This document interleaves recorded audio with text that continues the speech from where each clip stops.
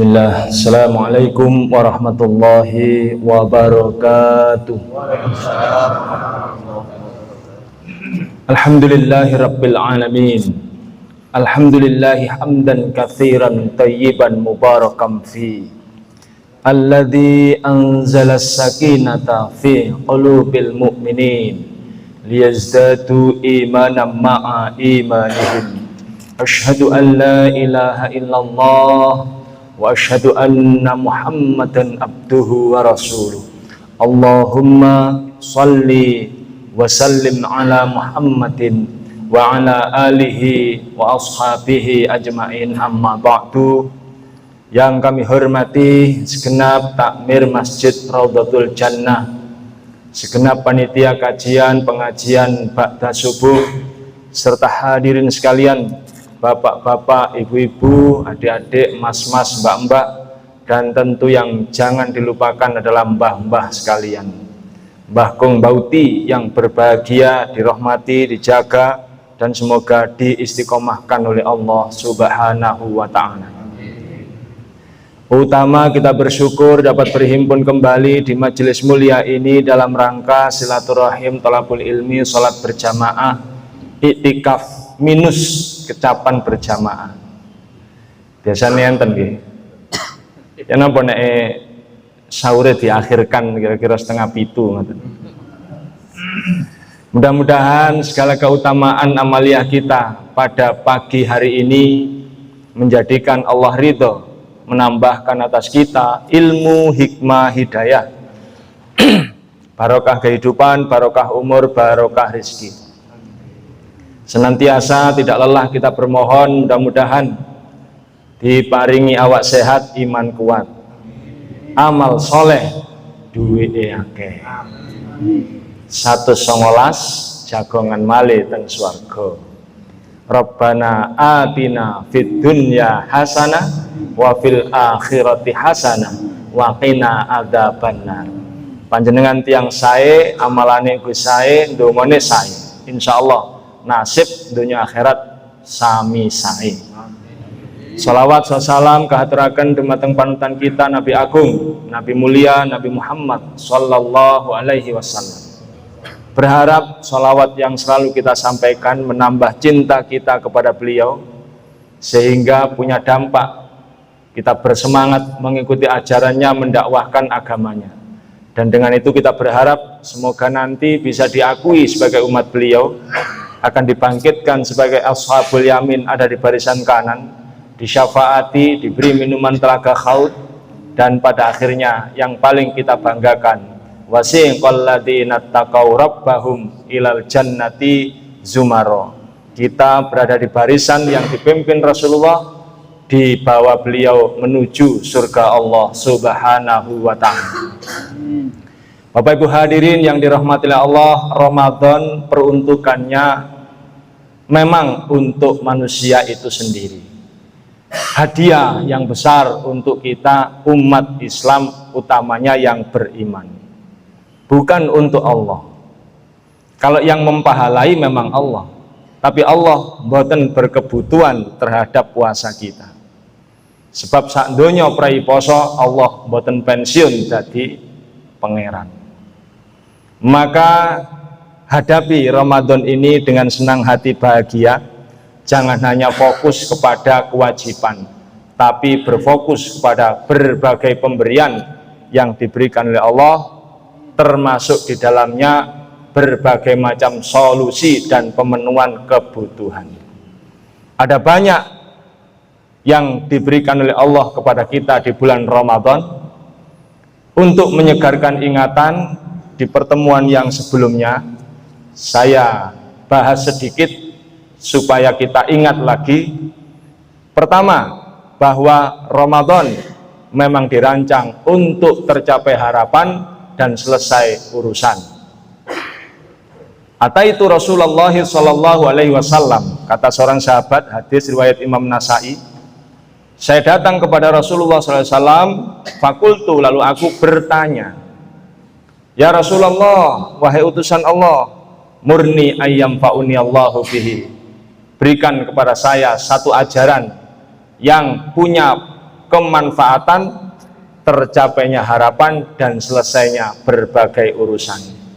Kata Rasulullah, alaika bisyam, maka berpuasalah, fa innahu la mithlalahu. Karena kalau untuk kepentingan tercapainya harapan dan selesainya berbagai persoalan, sudah tidak ada lagi yang mengungguli puasa. Sebab itu Nabi Adam dengan puasa abiyatnya, Nabi Nuh puasa bersambung tapi tidak wisol, hampir 1 tahun. Nabi Yunus sudah berdoa, la ilaha illa anta subhanaka inni kuntu minadz zalimin, tapi baru keluar dari perut ikan setelah perintah puasa. Nabi Musa begitupun ingin keluar dari jeratan Fir'aun berikut umatnya, maka beliau belum juga kunjung mendapatkan harapan sampai perintah puasa turun 30 hari, tapi kena hukuman tambahan 10 hari.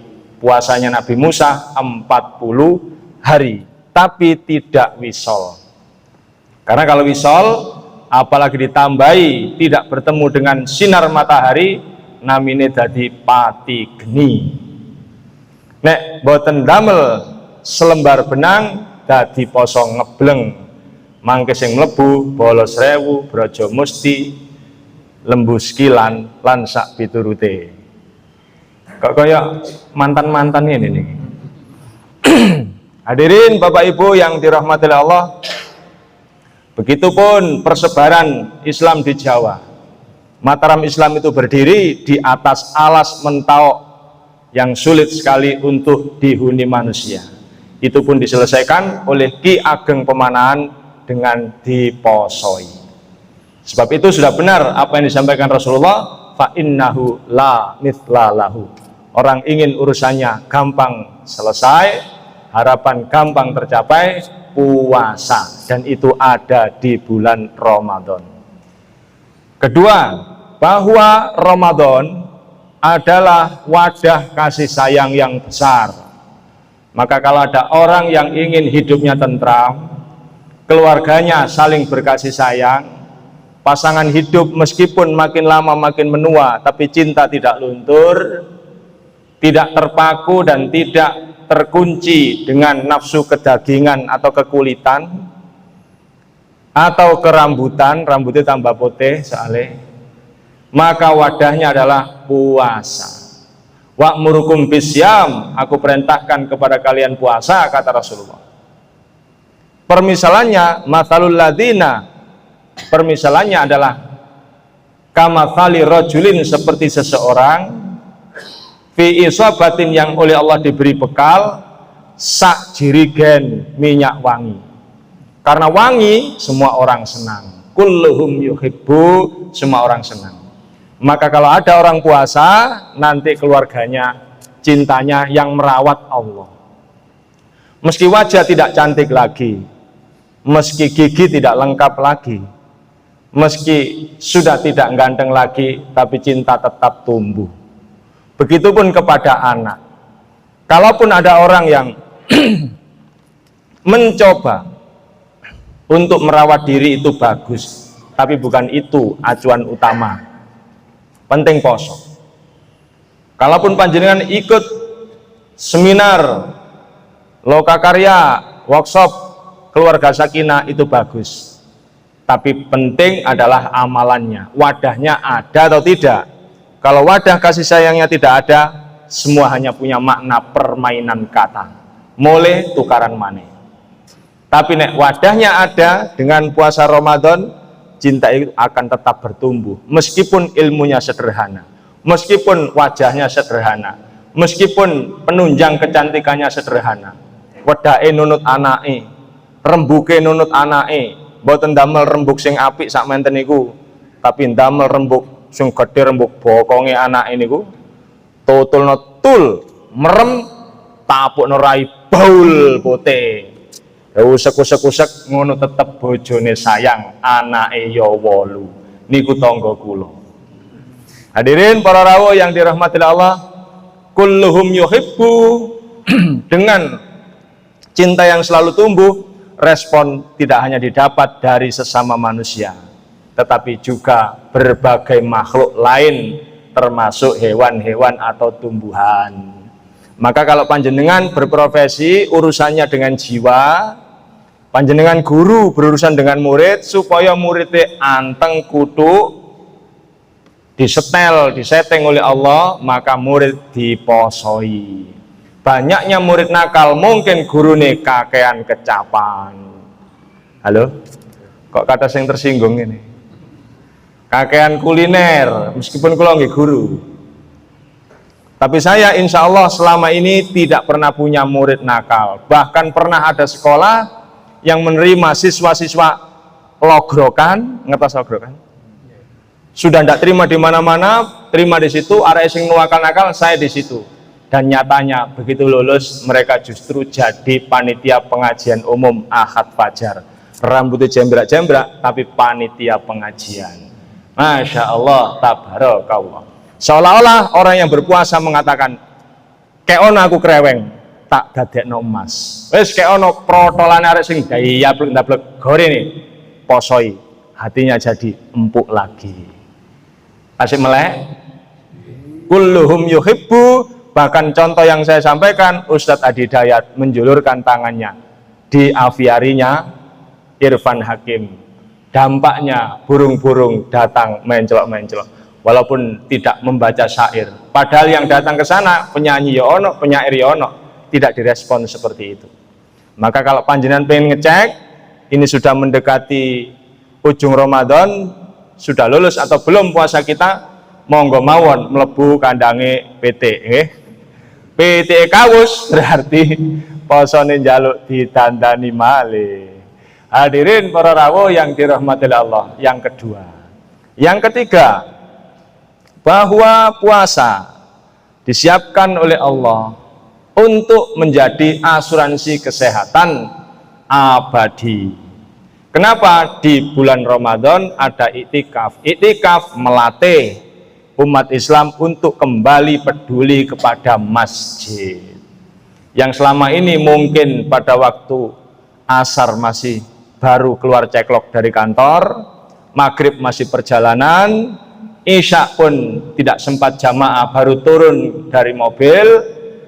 Di bulan Ramadan biasanya semua itu bisa tertangani karena ada iktikaf.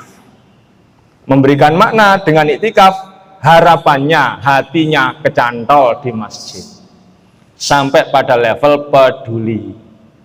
Banyak orang yang diberi hadiah oleh Allah level peduli. Dia rekreasi di tempat jauh, hujan di Jogja, yang dia pikir keset untuk masjid mang apa ya ono sing nglebokno. Padahal hujan untuk Jogja belum tentu hujan di Sidoarjo, belum tentu hujan di Raudhatul Jannah, tapi dia kepikiran. Bagus, itu berarti sudah nyantol hatinya. Dia rekreasi di Malang, tapi yang dipikiri begitu zuhur, iki panitia donok kene kabeh sing adzan sopo. Bagus. Tapi setidaknya andaikan ada orang yang tidak memiliki kesempatan seperti itu, minimal waktu dia iktikaf, begitu ndanga, oh kipasnya kurang, kipasnya di centeli kipas. Begitu dirasakno kok kurang adem, tapi mboten teng mriki, niki pun adem nih. Begitu di masjid-masjid yang lain, ada masjid yang ditempati kok sumu panas, oh berarti butuh dicenteli AC. Sak enggak oh umpama mboten wonge sing nyentel niku AC nih nyentel nduk masjid. Understand? Yes, sing menengahe berarti hadirin para rawuh yang dirahmati Allah, apa kata Rasulullah? Inna lil masajidi autada.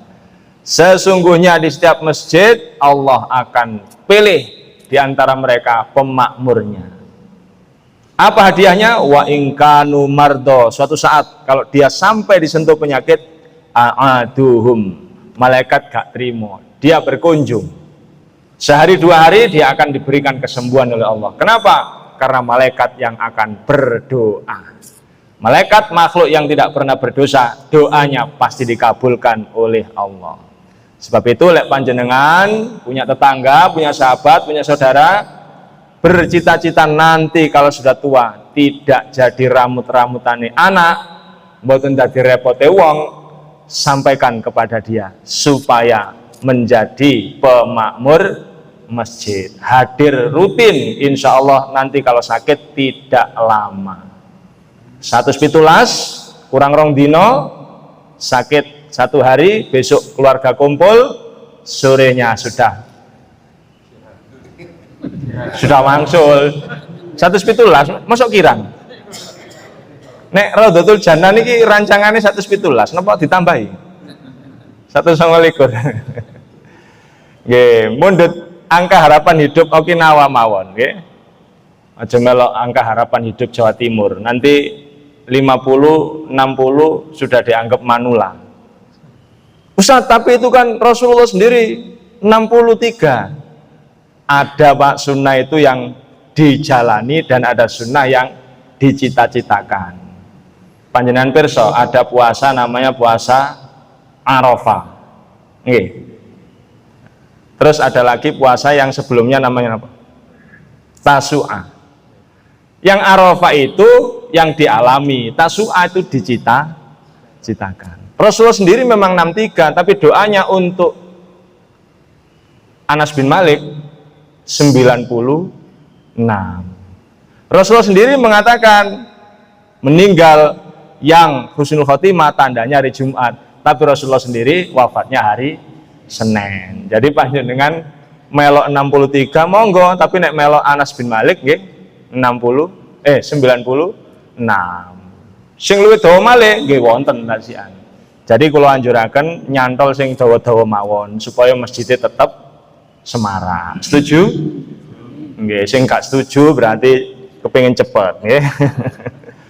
Hadirin para rawuh, wa in kanu fi hajatin, nanti kalau dia suatu saat disentuh oleh suatu urusan, maka Allah nanti akan mengutus malaikat-malaikat itu untuk menyelesaikannya. Jadi tidak akan ada masalah yang berat bagi orang-orang yang memang menegakkan puasa lalu dia beriktikaf sampai hatinya kecantol. Insya Allah aman. Yang keempat yang sudah disampaikan bahwa Ramadan oleh Allah disiapkan sebagai solusi rizki. Tasahharu, sahurlah kalian. Fa inna fi tasahhuri barokah, karena di setiap sahur itu ada barokah. Tentu barokah bisa dipandang dari berbagai sudut, termasuk mungkin sudut kesehatan, tetapi yang jelas dalilnya barokah itu harus dihubungkan dengan Al-Quran surat 3 ayat 17. As-sabirina was-sadiqina wal-qanitina wal-munfikina wal-mustaghfirina bil ashar. Sudah nyata di situ disampaikan ashar yaitu waktu sahur. Apa yang diperintah oleh Allah supaya bertambah barokahnya? Waktu sahur disuwun membaca istighfar. Dan istighfar yang paling agung adalah sayyidul istighfar. Lamun panjenengan dereng apal sayyidul istighfar, monggo nggawa apukat 3 kilo nang gedhe, nggih. Mungkin kula tulisno. Jare wong-wong, wah kepengin apukat wonge. Guyonan nggih, kok nggawa apukat temen. Masih anggur ijo nggih mboten napa-napa. Dari saya yang berbahagia dirahmati Allah, kalau memang butuh, tapi butuhnya standar, Rasulullah ajari doa. Allahumma akfini bihalalika an haramika wa aghnini bifadlika amman siwaka. Wis terjemah bebasnya, ya Allah, panjenengan paringi kula niki rezeki halal sing kathah sehingga saya tidak butuh dengan rezeki yang haram. Wa aghnini bifadlika amman siwaka. Terjemah Surabaya, Jombang, Sidoarjo, Mojokerto, maknane kula dadosaken kula niki wong sugih. Masalah cara terserah panjenengan. Niku sing standar. Tapi lek butuhne banget, kebutuhane bareng-bareng, misale jet pump napa sanyo mati, ban bocor, napa malih plafon ambrol, tagihan UTS anak sing SMA, sing kuliah muncul, juga sing SMA tagihan kaos olahraga, sing SMP tagihan LKS, calon besan katik ngomong rencana bulan besar dimajokno bulan Syawal, berarti kebutuhannya banyak. Apakah ada cara untuk itu? Ada. Pas Ramadan ngeten niki sekalian mawon disuwun dongane, Allahumma rabbana anzil alaina ma'idatan minas sama'i takunu lana aidan li awwalina wa akhirina wa ayatan minka warzuqna wa anta khairur razikin. Tapi hati-hati, donga niki nek pancen kebutuhane sampun terpenuhi monggo dirim. Sebab dampaknya iki nek kan sungkan Pak, mosok dadi wong paling sugih sak kampung ya. Pekerjaannya kurang tapek jelas, tapi kok rezekine kakean. Pun apal? Monggo diapalaken. Itu haknya panjenengan. Jadi situasi emergensi butuh dana, ada kok disiapkan jamu pegel melarat. Gini kuwau, Allahumma rabbana anzil alaina ma'idatan minas sama'i takunu lana aidan li awwalina wa akhirina wa ayatan minka warzuqna wa anta khairur razikin. Kula pun ngamalaken pun ansal kata jadi kula rim. Kula sakniki ndamel mode normal. Sing nika wau. Nah, baik Bapak Ibu yang dirahmati Allah, itu yang sudah pernah kita bahas. Dan bagaimana selanjutnya? Para rawuh, ternyata Al-Quran menyetarakan atau mengikat 3 makna dalam satu pengertian, yaitu ketika menyebut surat At-Taubah ayat 112, At-taibunal abidunal hamidunal saihun as-saihun, dalam tafsir Ibnu Katsir di terjemah yang Salim Bahres, Said Bahres itu sudah ada penjelasan itu, bahwa as-saihun punya pengertian 3, dan 3 ini nggak bisa dilepas. Pertama, memang punya makna puasa, karena di situ punya pengertian yang lain, yaitu kepakaran atau ahli ilmu.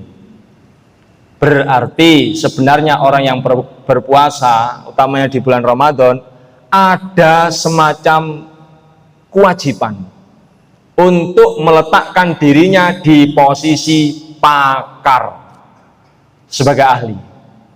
Sebagai pakar itu nanti memunculkan setidaknya beberapa hal, tapi yang paling utama satu, akan memunculkan kebaikan dalam pergaulan. Seneng Pak, tiang niku nek berhadapan kali pakar niku seneng. Sepeda mogok dirungokno pakar, coba Pak jenengan starter, begitu starter pakar ngomong, iya Pak ini yang rusak, onderdilnya ini, kalau panjenengan tunggu saya bisa selesaikan dalam 35 menit insya Allah, harganya sekian. Kalau panjenengan masih kesulitan hari ini, mungkin repot, saya bisa atur, tapi 3 hari jenengan akan mogok lagi. Jadi bisa memprediksi dengan tepat. Pun monggo didandosi mawon, kula arto enten kok. Lagian sakniki kula longgar. Oh nggih, dandosi. Temenan. 35 menit, 40 menit sudah selesai. Pakar. Paling tidak nyaman nek panjenengan berhadapan mbek wong gak pakar.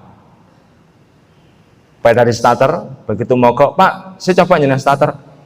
Oh nggih mun jenengan tinggal mawon. Lho, napa niki? Mungkin kula bongkare. Lho lha nggih sing masalah napa nek? Nggih kirangan Pak, pokoke mungkin kula bongkar dhisik baru semerap. Lho sampean niki nerima bongkar tok lah. Kok nang nerima bongkar tok gak nerima masang. Lho mungkin kula pasang. Lah kira-kira berapa dana yang saya butuhkan? Saya siapkan. Nggih kirangan. Wah wis uang lek kakean kirangan mesti mboten pakar niki. Kudune gak oleh kakean kirangan. Itu sekitar ini tuh pakar ngoten niku. Dan yang kedua, orang itu kalau pakar kemanfaatannya lebih besar. Makanya saya sering bercerita bagaimana kalau nabi-nabi semua pakar ya, Semua pakar, tidak ada nabi yang tidak pakar. Nabi Daud teknologi besi, kalau sekarang itu metalurgi. Nabi Idris tukang jahit. Tapi sampai Rioyong ini napa butuh tukang jahit itu berarti muridnya Nabi Idris kabeh. Semua pakar yang ada di Jawa 50 tahun garap tanah Jawa yang keadaannya waktu itu belum banyak mengenal Islam. Rentang sekitar 50 tahun dimulai dari trilogi yaitu Jumadil Kubro, Maulana Malik Ibrahim, berikut juga Raden Rahmat. Sampai nanti diselesaikan oleh Sunan Kalijogo dan Sunan Gunung Jati. Dijahit Indonesia ini dengan Islam yang waktu itu menjadi mayoritas. Mengapa? Ini yang tidak bisa dijawab oleh film, karena yang ada di film yang ditampilkan karomah-karomah. Jadi macul metu masih, awar-awar dadi emas, terus manten-manten pasir dadi beras, beras dadi pasir. Nggih mboten ketemu. Tapi kalau panjenengan mengamati lebih dalam, ternyata Maulana Ishaq adalah dokter hebat. Beliau menyelesaikan wabah di Blambangan Banyuwangi, rajanya namanya Menak Sembuyu. Menak Sembuyu punya anak namanya Dewi Sekar Dadu. Sapa muni Menak Jingga. Dewi Sekar Dadu. Nah, kemudian dinikahkan dengan Maulana Ishaq, maka kemudian dakwah Islam bebas berada di sana. Meskipun nanti ada fitnah oleh Bajul Sengoro, yang kemudian Bajul Sengoro ini berhasil memisahkan antara Dewi Sekar Dadu dengan Maulana Ishaq, yang kemudian anaknya dilarung ke laut, nanti ditemukan oleh seseorang yaitu janda yang beliau ini saudagar, lalu dititipkan ke Sunan Ampel atau Raden Rahmat. Adapun ibunya karena tidak tahu jalur itu, mencari-cari dan sampai di Sidoarjo, meninggal di Sidoarjo. Makanya orang Sidoarjo senengan nih golek. Halo, ndolek tapi nemu ndok Surabaya. Karena siapa? Sunan Giri nanti adanya di Surabaya. Wesiku kapan-kapan dibahas. Itu namanya socio-historical religious. Rumusnya memakai ilmunya Ibnu Khaldun. Dari sedaya yang dirahmati Allah, bergeser ke Maulana Malik Ibrahim. Apa kepakarannya? Beliau berhasil menjadikan Sungai Leran sumber pertanian di Bendung, Pak. Tahun itu abad ke-14 bisa bendung Sungai Leran, berarti ilmu teknik sipilnya sudah level tinggi. Kenapa? Karena namanya nguras kali itu adalah guyonan untuk orang-orang yang tidak mungkin bisa menyelesaikan di waktu itu. Makanya ini ono uang guyonan nganggur-nganggur karena penggawean ono lah apa nguras kali. Wong dlamong-dlamong nek guyoni kancane apa? Nguras kali. Tapi beliau bisa dialirkan ke sawah dan mencetak sawah sampai kemudian berhasil membuat stok gabah, stok beras kirim ke Majapahit yang lagi gegeran antara Bre Wirabumi Majapahit Barat dengan Wikramawardhana Majapahit Timur. Dikirim beras ke sana. Apa kata Raja Majapahit? Kita beri beliau Maulana Malik Ibrahim dengan gelar Wong Agung. Begitu diberi gelar Wong Agung, stempel dimiliki, dakwanya bebas. Begitupun ketika panjenengan menghadapi sosok Raden Rahmat atau siapa? Sunan Ampel, itu pakar pendidikan. Siapapun yang disentuh oleh beliau nantinya menjadi orang penting, orang hebat. Termasuk tadi yang saya sebut Sunan Giri, anaknya sendiri Sunan Derajat, anaknya sendiri Sunan Bonang, jadi wali semua. Nanti di generasi kesekian ada namanya Sayyid Sulaiman, yang kemudian berguru di Sunan Ampel, lalu begitu lulus ke Pasuruan mendirikan Pondok Sidogiri. Pondok Sidogiri yang hari ini airnya santri. Dan kemudian beliau dipanggil oleh rajanya karena di sana membutuhkan. Cirebon, Banten berhadapan VOC. Apa yang terjadi? Beliau bergerak berdakwah ke arah barat. Mojokerto dilangkai, asumsinya karena Mojokerto sudah pernah digarap oleh Syekh Jumadil Kubro. Langsung beliau ke Jombang dan kemudian berdakwah di sana. Jombang mendapat barokah ilmune, sehingga Jombang bagaimanapun mendapatkan barokah pendidikan, sehingga pondok-pondok besar yang levelnya nasional ngelompok tidak jauh di sekitar Jombang. Makanya Jombang itu bakat intelektual. Pun di yang Jombang. Hei, kawang Jombang. Insyaallah tabarakallah. Jadi para rawuh ada beberapa pondok loh berdekatan. Bahrul Ulum. Oh, nggih Bahrul Ulum sih. Kenapa? Tambak Beras. Terus Denanyar. Lirboyo. Kok Lirboyo mboten sini? Tebu Ireng. Terus nama malih? Banyaklah di situ nggih, tapi levelnya nasional. Itu barokah niku para pakar niku. Nanti bergerak lagi Sunan Giri jadi siapa? Sunan Giri nanti akan jadi pakar diplomasi. Sampai Majapahit datang itu nggak bisa menaklukkan. Kenapa? Karena pikiran tentaranya sudah dipecah. Tentara Majapahit yang asli diomongi. Kalau kamu belani rajamu, harusnya kamu belani saya. Kenapa? Karena saya berikut Sunan Kalijogo merawat anak-anaknya. Yang menata di pesisir utara itu turunan Brawijaya, yang menata itu kami. Justru rajamu digulingkan oleh Pati Udara. Mestinya kamu sebagai tentara Majapahit yang asli harusnya menghabisi, yaitu tentaranya Pati Udara. Dipikir-pikir ya bener juga, wis pumpung podo adone perang dewe. Giri kedaton aman. Dari sedaya yang dirahmati Allah pakar, dan bukan hanya itu, sampai kemudian dimitoskan menjadi keris kolomunyeng itu loh. Karena kolomunyeng kalam, perkataan munyeng yang membingungkan. Itu kalau dimitoskan itu keris, pena jadi keris terus mumet-mumet menghabisi orang. Tapi sebenarnya itu hanya metafor, asli nih kemampuan diplomasi. Panjenengan nanti mendapati Sunan Kudus, pakar militer. Ayahnya namanya Sunan Ngudung, menjadi tim pendidik militernya Majapahit. Begitu Demak Bintoro berdiri, Sunan Ngudung menjadi panglima di Demak Bintoro. Nanti yang mewarisi adalah Sunan Kudus putranya, militer. Belum lagi kalau panjenengan menghadapi namanya Sunan Kalijogo.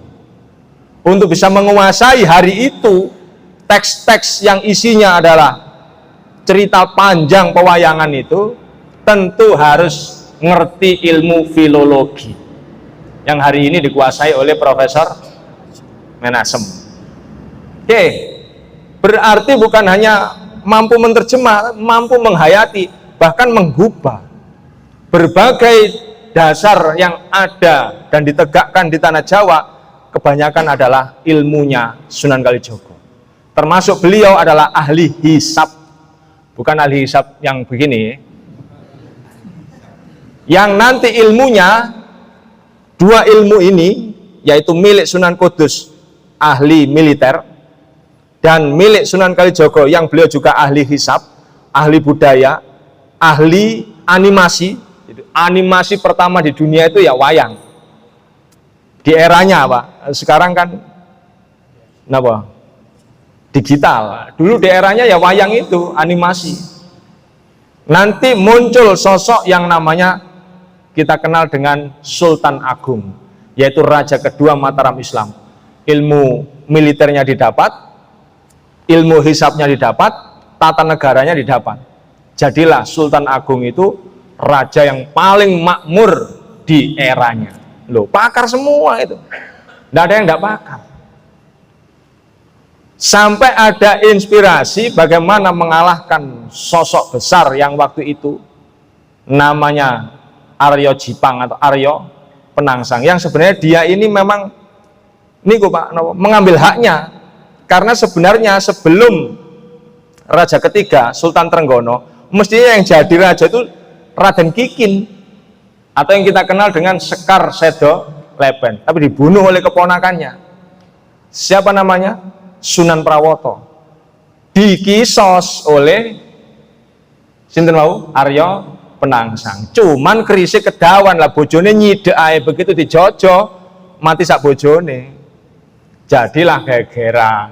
Nah, nanti ya Sunan Kalijaga itu para rawuh, di kisahnya pewayangannya ada orang sosok ya yang tidak bisa dikalahkan oleh senjata dan kesaktian apapun, jenenge Dasamuka. Ada yang mengatakan 10 wajah atau saking munafike, atau Dasamuka itu 10 kemurkaan atau 10 dosa besar dia rajanya, tidak bisa mati.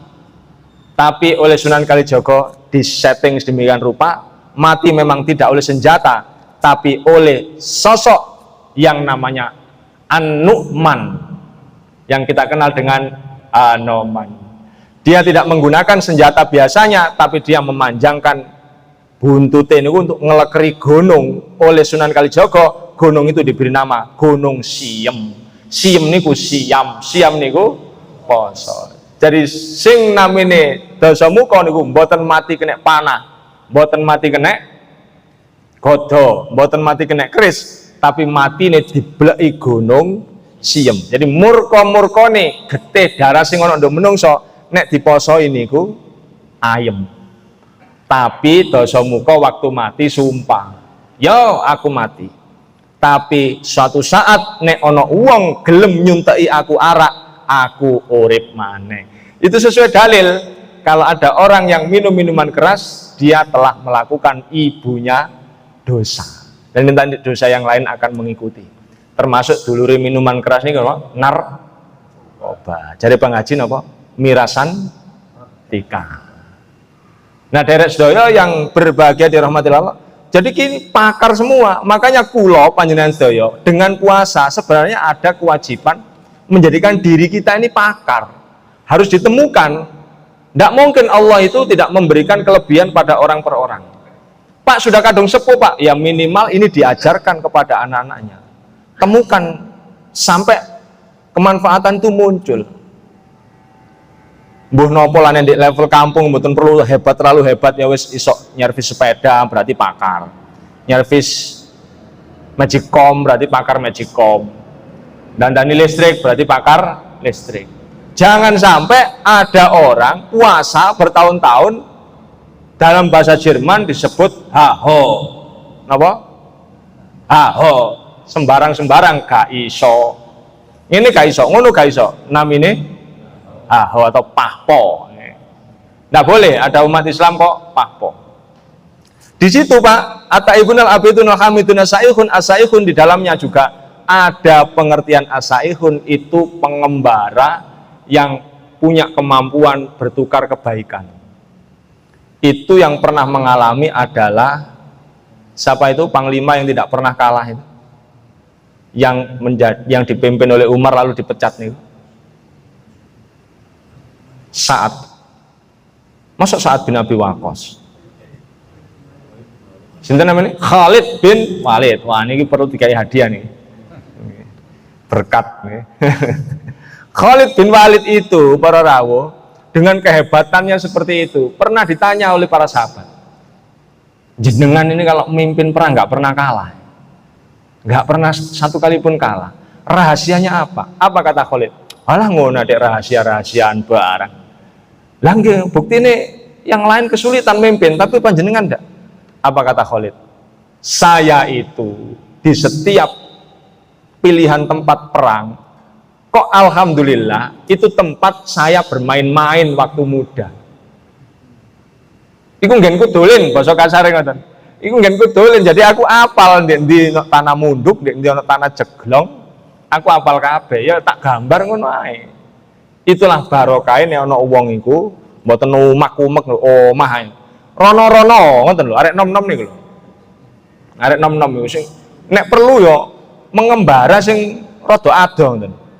Men saya setuju kalau ada satu suku sing anake niku mbok setahun rong tahun kudu digausak metu teko kampunge. Pancen hijrah niku penting, ngembara niku nggih penting, itu pendidikan niku. Kok kedap-kedip sampean, apa iki pengembara kabeh niki? Pengembara biasanya suksesan.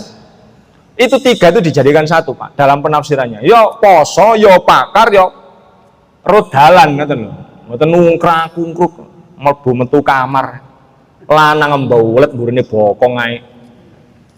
Rono-rono. Rono golek ilmu kono ana apa pertanian sing wong tani-tani, pertanian nduk kono apa sing makmur. Gorene ngoten. Pun niku sing nomor gansal. Adapun yang keenam, seperti disabdakan oleh Rasulullah. Apa kata Rasulullah? Lis-shaimi farhatani, orang yang puasa dapat dua kebahagiaan. Farhatun inda fitrihi, bahagia pertama adalah ketika dia berbuka. Mangkane panjenengan raosaken orang yang berbuka, suguhannya sama, sensasi bebasnya berbeda. Sak mangkok kolak disuguhkan kepada orang berpuasa. Niku senenge niku mulai digodhog wis seneng. Ambu kolak campur pandan niku wis seneng.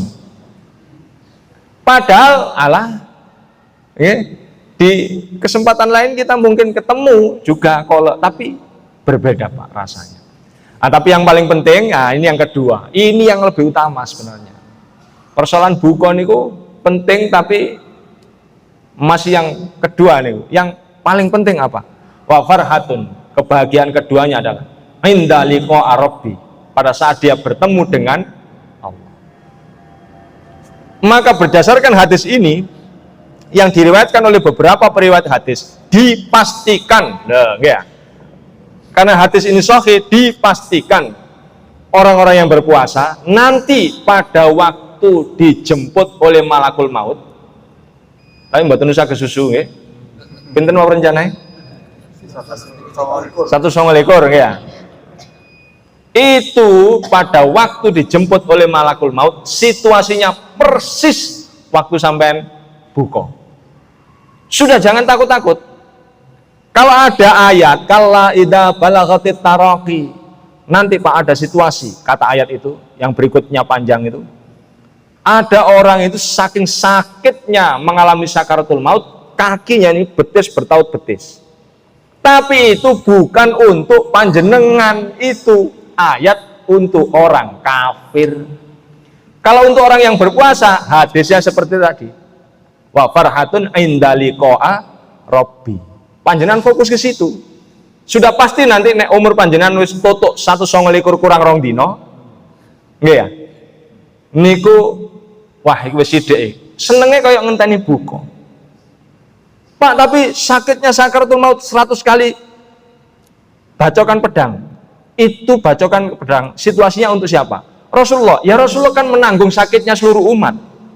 Lah sampeyan duduk Rasulullah, lha apa meneng-meneng 100 tusukan pedang itu untuk Rasulullah karena beliau menanggung seluruh umat. Lah seluruh umat niki berarti sakit-sakitnya panjenengan ditanggung Rasulullah. Kok kena pedip sampean? Akeh sing mati rupane niki. Hadirin Bapak Ibu yang berbahagia dirahmati Allah, pernah ada seseorang yang sampai berwasiat kepada anaknya, anak-anak saya semuanya, nanti tolong dibantu apapun dakwahnya Ustadz Khairi. Itu tersebab sepele Pak, peringatan tentang kematian yang indah. Jadi beliau umurnya sudah sepuh, 70 lebih, beliau bertanya, Ustadz, saya ini sudah sepuh, sudah seumur sekian. Dereng kula ngoten, dereng sepuh. Ya tapi ini pada umumnya sudah sepuh Ustaz. Tapi saya masih takut mati. Napa Ustaz? Wala niku gampang niku. Kula niku nggadak manuk puter. Pirsa jenengan? Geru. Koak niku lho nggih. Diparingi pengurus panti. Karena saya sering pengajian-pengajian dan sering lewat waktu malam, saya sering lupa tidak memberi makan. Suatu saat saya lihat niku ternyata airnya kering. Karena saya takut nanti mati dan urusan doa akhirat, akhirnya kalau buka. Wis ana jero kono seneng kono wis monggo, pengen metu. Di belakang rumah saya itu sudah banyak tegal jagung. Tapi ternyata 2 hari 3 hari memang di dalamnya ada pakan, tapi kan di dalam sangkar. 2 hari 3 hari burung ini tidak mau keluar. Terus kalau sanjangi, lah mungkin Pak, pengetahuan kita tentang akhirat itu kurang. Bahwa seandainya burung itu mau keluar hanya sekitar 30 meter, niku Tegal Jagung. Tapi dia ini lebih seneng ono sangkar. Oh nggih Ustaz, pun matur nuwun, kula pun ngerti. Ngoten tok mantuk Pak, mboten sudah melok pengajian. Tapi setelah itu beliau kemudian berwasiat kepada anak-anaknya. Dan saya diomongi putra-putrane.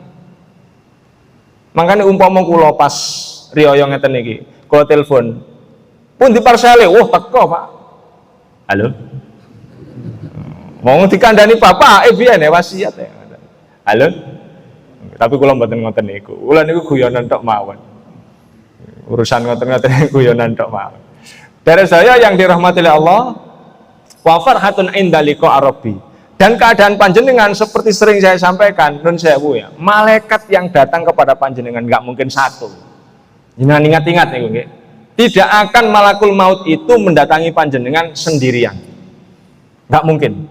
Kenapa? Karena ayatnya innalladzina qalu rabbunallah tsumma istaqamu tatanazzalu alaihimul malaikatu alla takhafu wala tahzanu.